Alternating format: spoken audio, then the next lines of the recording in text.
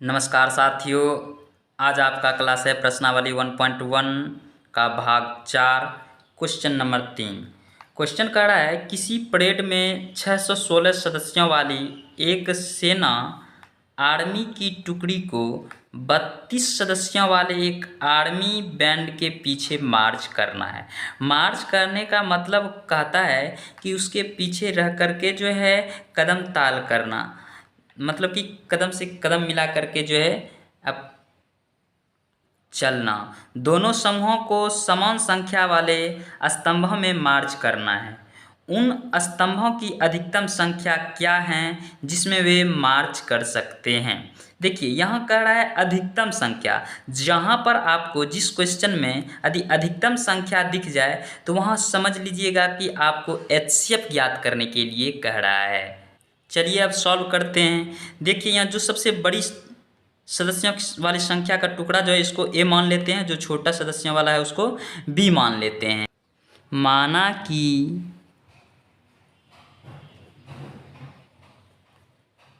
ए बराबर 616 तथा बी बराबर 32। चलते हैं अब यूक्लिड विभाजन की ओर। यूक्लिड विभाजन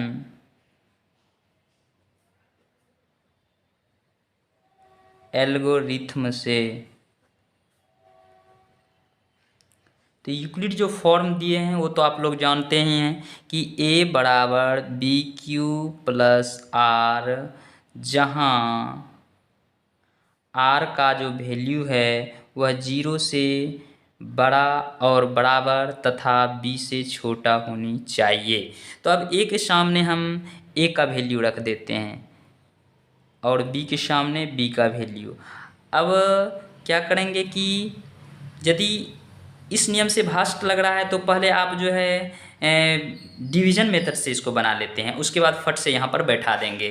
तो डिवीज़न मेथड में क्या है कि 32 से भाग लगाएंगे 616 में, तो कितना बार 32 दूनी 64, ज़्यादा हो रहा है तो एक बार में पहले खिलाते हैं। तो 32 से कम 32 आया इतना, 11 में से 2 गया 9, उसके बाद हो गया आपका 5, 5 में से 3 गया, कितना हुआ 2, फिर उतरेगा कितना 6। चलिए अब फिर से खिलाइए तो कितना बार में खा रहा है,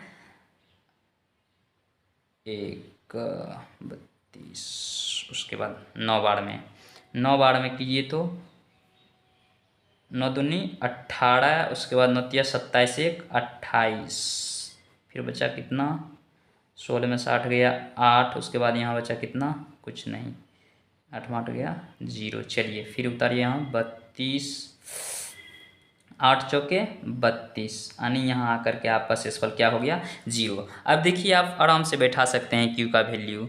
यहाँ देखिए क्यू का वैल्यू आप कितना रखेंगे 19, और शेष कितना आया है आपका था। अब आगे चलिए, अब 32 को ए के स्थान पे लाइए, तो यहाँ लिख देते हैं 32 इक्वल्स टू, और शेषफल को बी के स्थान पर, फिर मल्टीप्लाई कितना से किए हैं 8 चौके 32, शेषफल कितना हो गया आपका 0। अब शेषफल जब 0 आ जाएगा तब क्या करेंगे, रुक जाएंगे, तो लिखेंगे यहाँ हम रुक जाते हैं क्योंकि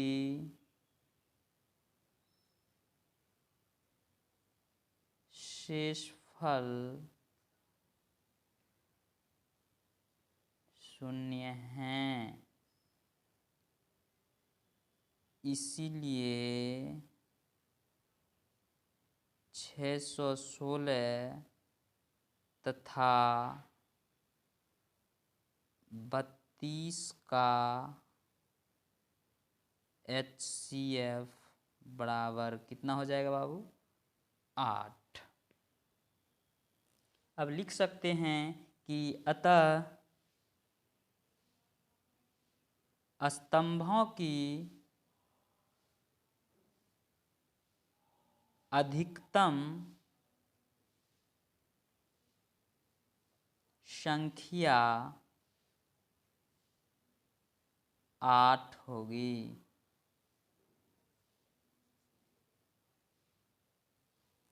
क्वेश्चन नंबर 4 कह रहा है कि यूक्लिड विभाजन प्रमेयिका का प्रयोग करके दर्शाइए कि किसी धनात्मक पूर्णांक का वर्ग किसी पूर्णांक m के लिए 3m या 3m+1 के रूप का होता है। और ये संकेत में लिखा है कि मान लीजिए कि x कोई धनात्मक पूर्णांक है। तो चलिए हम मान लेते हैं कोई धनात्मक पूर्णांक, सॉल्व करते हैं। माना कि a कोई धनात्मक पूर्णांक हैं जहां b बराबर मान लेते हैं कितना, यहाँ देखिए 3m कहा है ना, तो b का वैल्यू क्या हो जाएगा 3। अब r का संभव मान जो होगा वह मान लेते हैं, तो लिखेंगे कि चूंकि माना कि r का मान 0, 1, 2 रखने पर,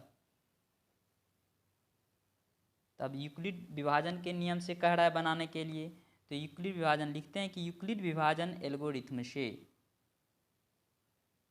यूक्लिड विभाजन एल्गोरिथ्म से, तो यूक्लिड महोदय का फॉर्म जो है a बराबर बी क्यू प्लस आर, जहाँ r का जो वैल्यू है वह 0 से क्या होनी चाहिए, बड़ा और b से छोटा होता है। चलिए अब जो है हम क्या करते हैं कि वैल्यू रखते हैं। तो सबसे पहले जो है r का वैल्यू रखते हैं कितना 0, तो लिखेंगे यदि r बराबर 0 हो तो a बराबर क्या हो जाएगा बाबू, a बराबर बी क्यू प्लस आर, तो b के स्थान पर क्या दें 3, a बराबर 3q, r के स्थान पर 0। अब देखिए 0 किसी संख्या में घटाने या जोड़ने से कुछ इफेक्ट नहीं पड़ता है, तो इसलिए आपका क्या हो जाएगा यहाँ 3q, यानी a बराबर कितना हो गया 3q। तो इसका कहा है कि वर्ग ना, तो वर्ग कहा है तो इसका क्या करते हैं वर्ग करते हैं, a स्क्वायर यानी 3q का वर्ग करते हैं, तो कितना हो गया 3q का वर्ग 3 तिया 9q स्क्वायर। अब देखिए इसको लाना है 3m के रूप का जैसा, तो इसको अब क्या करते हैं इससे कॉमन ले लेते हैं, तो 3 कॉमन ले लीजिए, तो 3 जब कॉमन लेंगे तो यहाँ बचता है क्या 3q स्क्वायर बच रहा है। इसका मतलब जब 3 कॉमन लिए तो अब यहाँ जो है 3q स्क्वायर बचा, तो हम इसको यदि m मान लेते हैं तो क्या हमारा ये 3m नहीं हो जाएगा, तो लिख देते हैं इस जगह कि 3 और 3q स्क्वायर के बदले क्या लिख देते हैं m। यहाँ लिख देते हैं कि जहाँ m equals to 3q square. अब दूसरा वैल्यू चलते हैं, यदि r बराबर 1 हो तो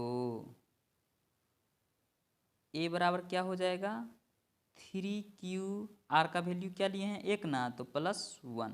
अब इसका क्या करेंगे जी वर्ग ना, तो a का स्क्वायर 3q + 1 का क्या हो जाएगा होल स्क्वायर। अब 3q + 1 का होल स्क्वायर यदि बैठाएंगे तो देखिए यानी ई हो गया आपका a, ई हो गया आपका b, a + b का होल स्क्वायर क्या होता है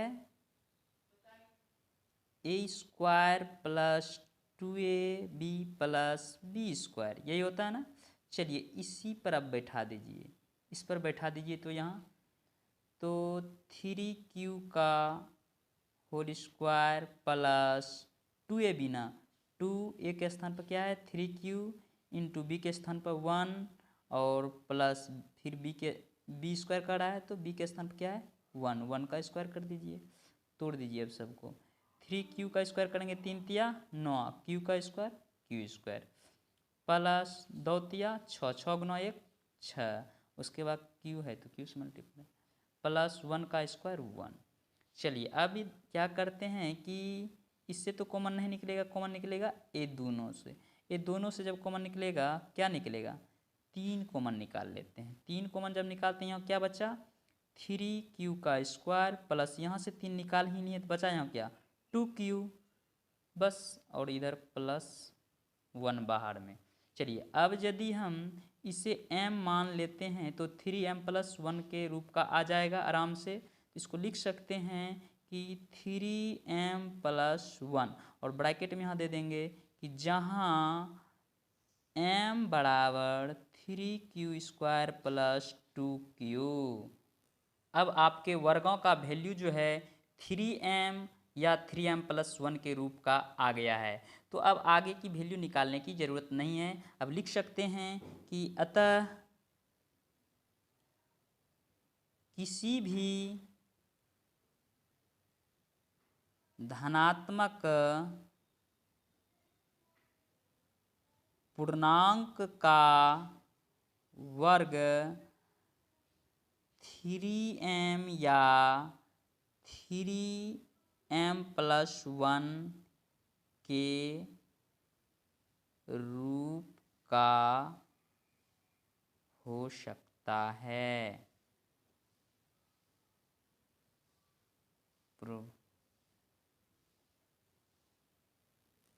अब मिलते हैं नेक्स्ट वीडियो के साथ।